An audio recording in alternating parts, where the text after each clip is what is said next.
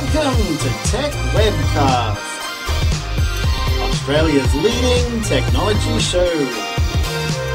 Download our iPhone app, www.techwebcast.info.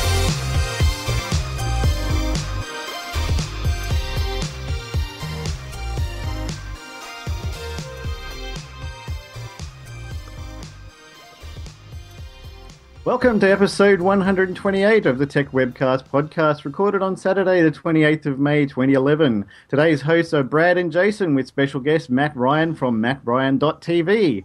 How's everyone doing? Hey, how are you, Jason? Good, mate, good. What you been up to? Oh, not much, mate. Yourself? Pretty quiet? Oh, yeah, I've been working on my bluebilby.com I see that. I haven't done anything with for ages. I decided to dedicate it to Ansca Mobile's Coron SDK, which is what I'm using to program my applications in Lua for iPhone and iPad and iPod Touch and possibly some Android in the future, though there's been a bit of news around lately that Android people love to download apps, but they don't want to pay any money for any of them. So people, even on the forums, people are saying, you know, I released a copy of my game on the iPhone and iPad, selling gangbusters, and I try and release the same thing on Android. Nobody downloads it because it costs 99 cents. So they make it free, put in advertising, they get some people downloading, but then you don't make much money because nobody clicks the advertising. Oh, okay. Yeah, people probably tight with money, I suppose. So yeah, I'm getting stuck into, I've been working on some graphics and ideas for games and stuff, so we'll see what happens in the future. It's going to be a while before I have anything like that to release. Yeah, for sure, for sure. Any new? We've got some news today as well, haven't we? About some good news topics coming up. Yeah, I've got a few news stories to read out later, and we've got Matt Ryan. Matt Ryan. Matt? Hey, Matt, how are you, Matt? Oh, doing good. Doing good. Where are you calling in from? I am in Austin, Texas, over in the States. Ah, Austin, Texas. Yeah, I had somebody over in Austin, Texas bought himself a nice car radio with my credit card number somehow a few years ago. Wow. I'm innocent, honest.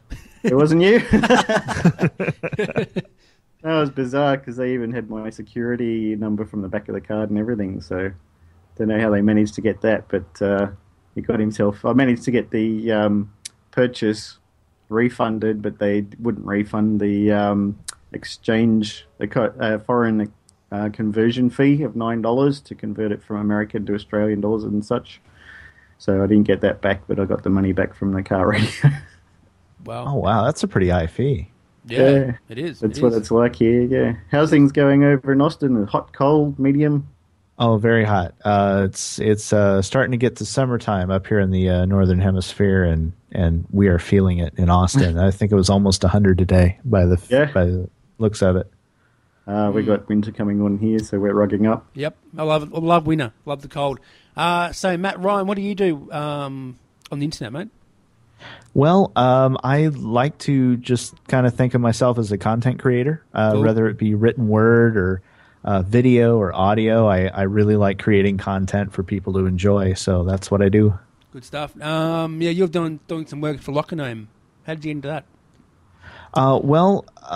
Back in, I think, 2007, I saw Lockergnome. Somebody introduced me to it, said, hey, Chris Perillo's behind it. He's a really cool guy. And I was like, okay, well, let's take a look at it.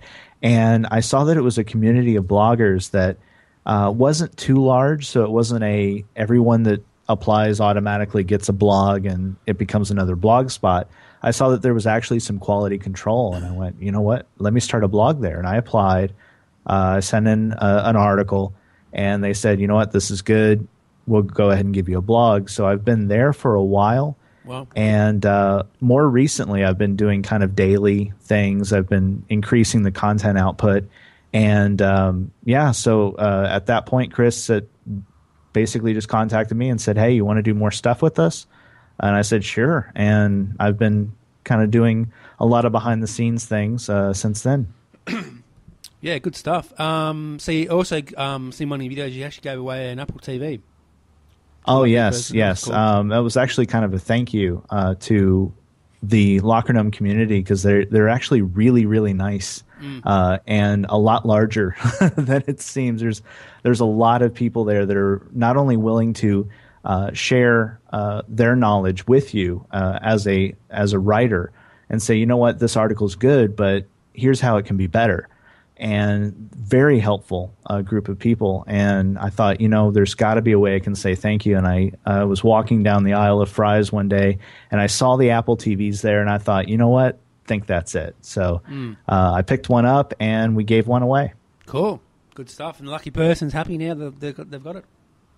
Oh, yeah. A guy over in California that I never would have met if it hadn't been for Lockergnome. Basically put in for it and got it, and was very happy with it. Good stuff. Yeah, I'm quite happy with my Apple TV. Yeah, they're a great device. I'm happy with the Boxy Box, but that's a different story. But it's your taste. that's my taste. Yeah. So, Jay, have you got any questions for Matt? Yeah. So, what are you mostly just have tech stories that you blog about, or do you have how-to stories, unboxings? What kind of things do you talk about on your site? And you have a live broadcast as well on your Matt Ryan TV? With Matt Ryan TV, I've been actually kind of trying out live broadcast here and there. Right now, I'm kind of trying to expand my my YouTube channel, Frugal Geek. And throw some more content on there, how-tos, product reviews, basically showing people how to do things like if you have a 4-port router, how do you turn it into a 10-port router, and things like that, and just kind of showing people a way that is not the most costly way to get something done, and kind of help them from there. As far as content, I blog about so many different things. I don't know. I've got a lot of opinions. But go to the website and have a look. Yeah, there's the tech blog. I write gaming blog over at dailypwn.com. I haven't been doing that too much lately, so that one's kind of behind. I also do politics blogging over at another site. I mean, there's a lot of stuff out there. Cool. Sound like a busy guy. Yeah, unfortunately. So, what else do you get up to, Matt? What sort of technology do you like to use? iPhone and that sort of stuff, iPad? Well, I do like Apple products. I'm not going to lie. I really love my iMac. Yep. But at the core, I'm basically a gamer, so I have to say that I really like working with Windows and PCs. That's where I feel at home. So anything that has to do with gaming really is what I really get into. But I do love like the iPod Touch. My iPad has replaced my laptop. So yeah, I mean, it's pretty broad. For sure. Yeah, I've been what do you find the most useful iPad or iPhone applications that you use? Well, I do like Flipboard, but there's one that I use as kind of a personal assistant called Page Once, and it allows me to plug in all my social network accounts, my banking accounts, everything. I have a lot of trust for these people to be able to do that. Wow. But I basically plug in anything that requires me to keep up with online, and it'll send me reminders like, hey, you have an electric bill due in 3 days, or hey, your balance is only at this is at this level. You should be aware of that. And it kind of reminds me, hey, you need to check your credit card bill. It's due soon.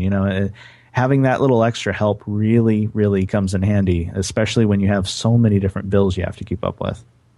Warning, you're running out of money. Go make some more. Yes. Write some articles or something quick. Yeah. Yeah, definitely. So, have you been on other podcasts like this? Like this, actually, not too many. I've been on a couple of Perillo videos, but really not too many like this. I really like this podcast, actually. We're pretty laid back over here down under. Yeah, we are. We don't take things serious on podcasts. Not some like some other people do. Just have fun. It is. It's all about fun and chatting. Yeah. And I actually do some work with a media production company down in Australia called Treat, and I do machinima for them, or with them, actually. I produce a couple of my own shows there, but very, very awesome company, and the people I've met through there from Australia are always so laid back and so polite, incredibly polite compared to some of my American neighbors here. So what's the machinima about? I'm sorry? What's the machinima about? Well, one of them was actually a gaming show, and it was filmed in Second Life, which it's it sounds a little strange considering how the weird reputation that Second Life has, but if you use it as a 3D modeling environment, you can actually create a really interesting television studio, a virtual host. You know, you can create almost an entire cartoon series just with a few blocks and shapes in Second Life, and they can come off looking pretty impressive. So I did a show there. Right now I produce one called The Grid's Honest Truth, which is kind of a mock news program put together by somebody that makes light of the owners of Second Life over at Linden Labs quite often, and it's a fun show. Where you get to poke fun at the landlords, so to speak, of a virtual world. Yep. I used to hang out on Second Life quite a lot. I was a DJ in a club there called Demonic. Used to play a lot of industrial and gothy type music for the people there. It was great fun. I loved Second Life DJing. I did that for quite a while. It was a lot of fun. It's great fun, yeah. Meet a lot of interesting people, and everyone loves the DJ. So did you use Shoutcast, or what was your program of choice? Sam Broadcaster. Me too. I love that program. It dips the music when you turn the mic on. It does the crossfading, everything. I love that program. Yeah, it's brilliant. I even trying to set up a site so that people could look up what songs that I had on the computer and then queue in requests. Because you can integrate Sam Broadcaster with a site and it just lists everything you've got there. People can do a search and then they can click on add this song to the queue, and then you can OK it, and it comes into the queue next, or you can move it up the queue and that sort of thing. Couldn't quite get it to work properly because there's a lot of port forwarding and stuff to get the connection from the website to come into Sam Broadcasting and then queue it up and that sort of thing. But it was fun mucking around with it anyway. And what won me over with that program was when you install it, it asks you what kind of database do you want to link it to. Mm-hmm. And it gives you a lot of options. I mean, MySQL, and a bunch of others that are just, it's like, wow, you can really customize the web experience if you know what you're doing in there. So yeah, that's a really good program. I wish it wasn't so expensive, but it is a really nice program to use. What kind of music were you playing? Well, mostly rock, some techno, a lot of tracks from, let's see, DJ Tiesto, artists like that.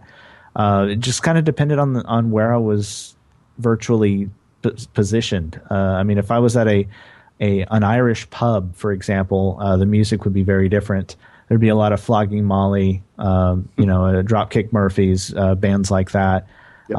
But if I was at a country western club or whatever, wherever I was DJing, I'd have to mix it up a little bit. Yeah. Cool. All right. Okay, so that sounds good, Matt. Have you had much to do with Chris Pirelli? I've seen him in one of your videos before, and do you chat to him much? Actually, quite often.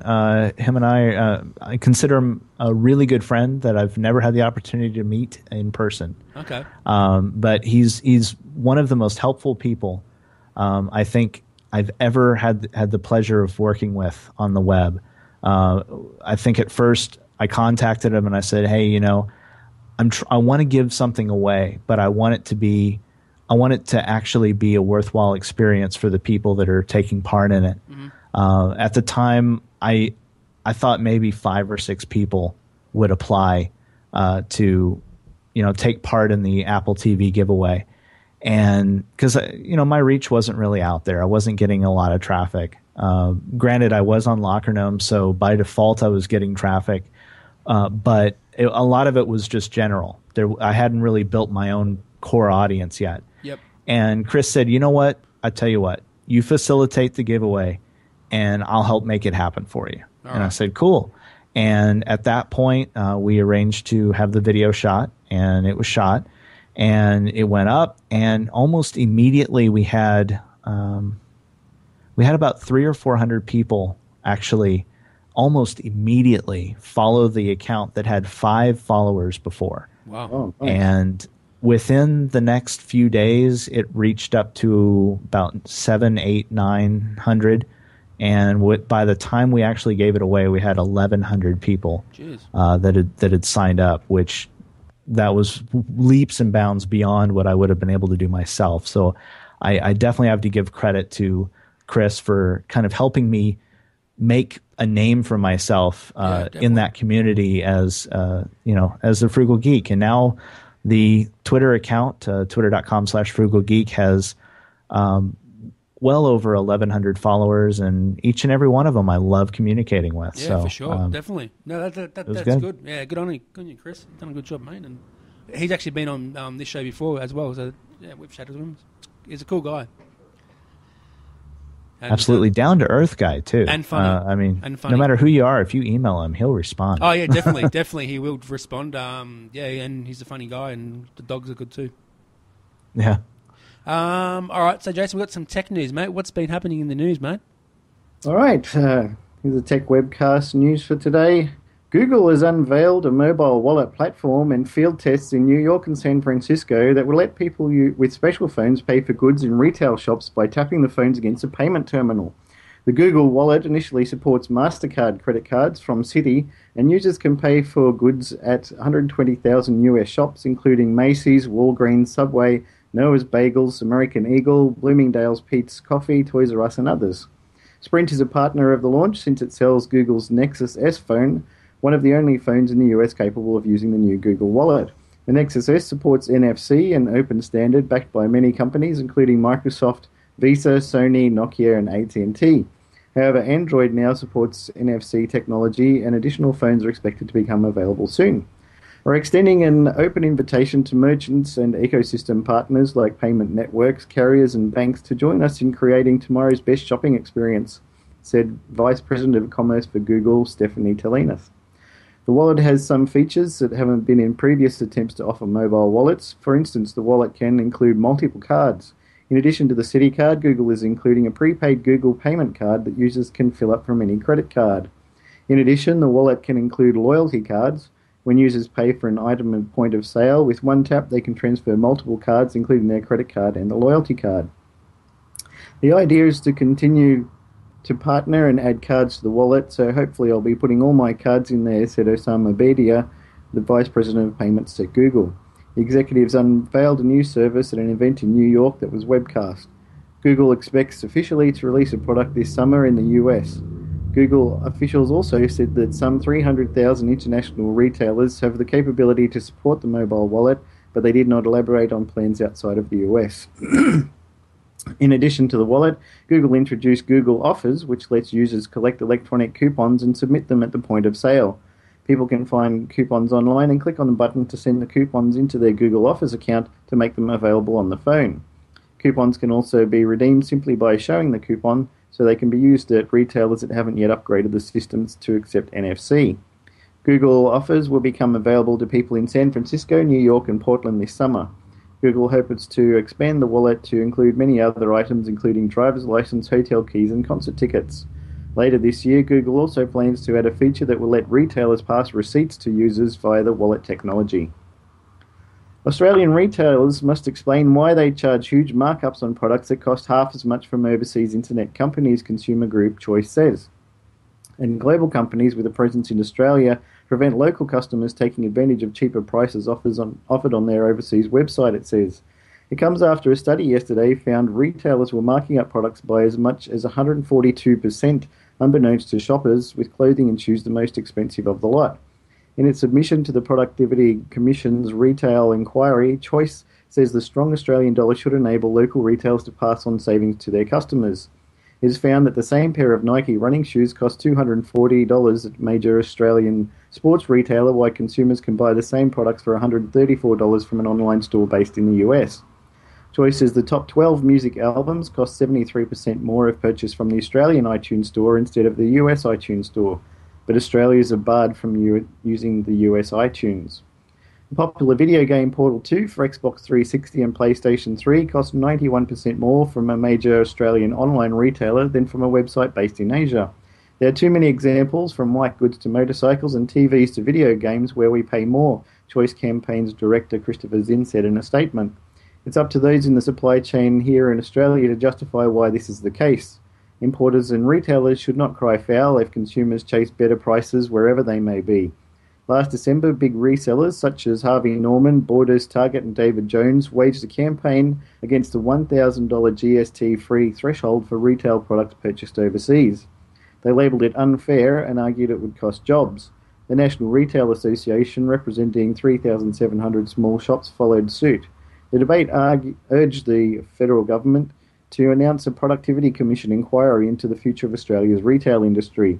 Choice said overseas retailers offer better prices, better service and a much larger range of products. Eliminating the GST-free threshold will do nothing to dissuade Australian customers from continuing to enjoy big savings from buying online. Choice also attacked global retailers with the presence in Australia preventing the use of Australian credit cards on their overseas sites. We are challenging global corporations to drop artificial technological barriers used to block competitive prices online, such as those affecting software and music downloads, Mr. Zinn said. There's no reason why Australians should pay more than consumers in comparable countries for digitally delivered items like software. The Productivity Commission has been asked to report on the current structure, performance and efficiency of the retail sector and broader issues contributing to increasing in online purchasing by Australian consumers. Shoppers face their weekend credit card purchases being refused after banks yesterday cancelled thousands of cards following a security breach. The breach involved the client of an Australian bank offering credit card transaction facilities. Banking sources would not identify the merchant or bank involved. However, St George Bank emerged as the only institution that would not flatly deny it was the bank in question. The Commonwealth Bank, Westpac, National Australia Bank and St George Bank said they had cancelled credit cards to protect customers. An ANZ spokesman said the bank was monitoring events closely but had not blocked credit cards yet. The cancellations will impact immediately as customers this weekend discover they cannot make credit card purchases, and in the longer term as their periodic payments made by a credit card fail if payment details are not updated. Some banks have made an effort to contact affected customers so that they do not face the embarrassment of purchases such as regular supermarket shopping paid by credit card being refused. The CBA said it used SMS, email and letters to tell 8,000 customers of the potential breach. In its statement, the CBA said Australian merchants' account was administered by another bank, but CBA customers were among the victims. It said it had alerted MasterCard and Visa about the compromise. Other banks, such as the National Australia Bank and ANZ, have been trying to minimise the need to cancel and reissue credit cards because of the obvious inconvenience. Some banks decided to cancel all credit cards used at a merchant which has had a security breach, but this results in large numbers of customers being inconvenienced by being without a card and needing to re-establish direct debits, an NAB spokeswoman said yesterday. The bank said customers would be compensated if funds were stolen because of the fraud. And lastly, the National Broadband Network has nothing on laser beam technology, says Australia's most popular talkback host Alan Jones. In a jumble-up worthy of the IT crowd, Jones this morning used news of a breakthrough in fibre optic speeds to trash the government's plan to build a national fibre optic network. German scientists have broken a speed record, sending data contained on 700 DVDs over a single laser beam in 1 second, he said on his morning show. 700 DVDs in 1 second. The scientists at Coron Institute of Technology said they'd broken the world record by sending data at a speed of 26 terabits per second. Jones said the announcement was proof that the NBN would be outdated by the time it was built, without realising the network was based on exactly the same technology. Canberra wants us to believe that the technology we're spending anything on up to $60 billion on won't be outdated by the time it's rolled out, he said. Of course they're kidding, but it's the government these days in Canberra and they're always kidding.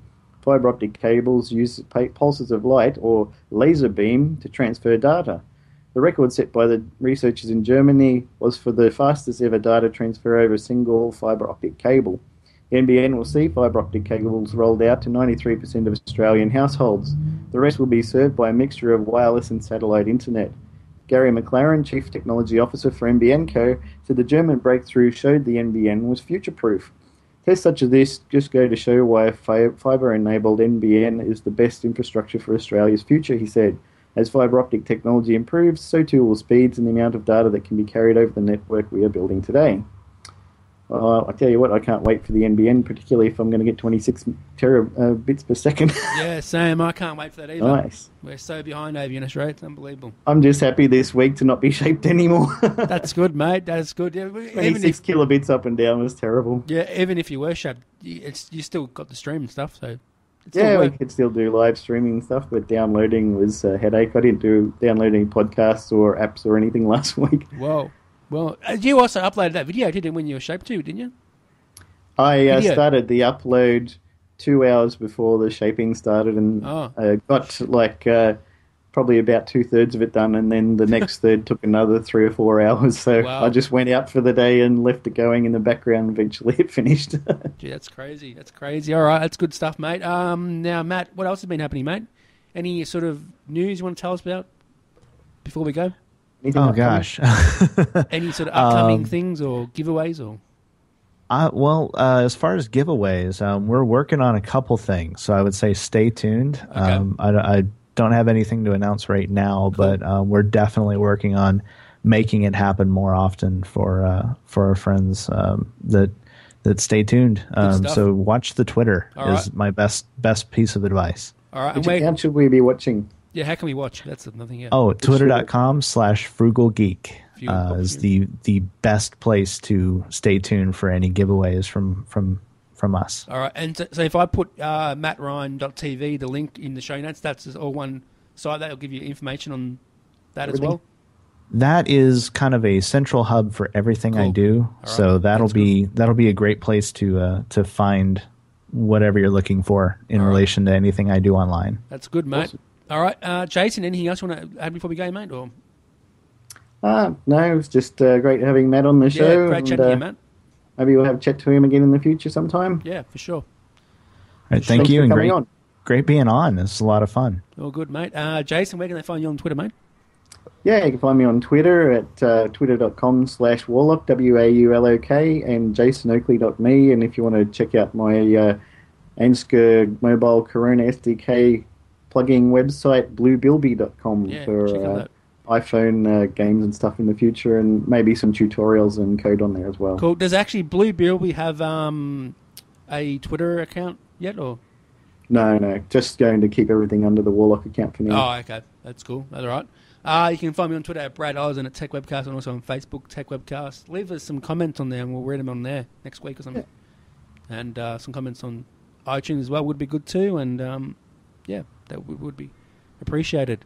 See you all next week. See you next week. Yep, been great show. Thanks, Matt, for being on, mate. Thank you. Thank you, and stay tuned for next week. You are listening to yet another one of the fine members of the Tech Podcast Network. If it's tech, it's here. Find more of the member shows over at techpodcasts.com. This is Tech Webcast. Computers. Technology. Gadgets. Other geeky stuff. It's on iTunes. It's awesome. And it's from the future. Follow us at twitter.com/techwebcast. And on Facebook. And check techwebcast.info for info. Tech Webcast. Turn on, tune in, drop on.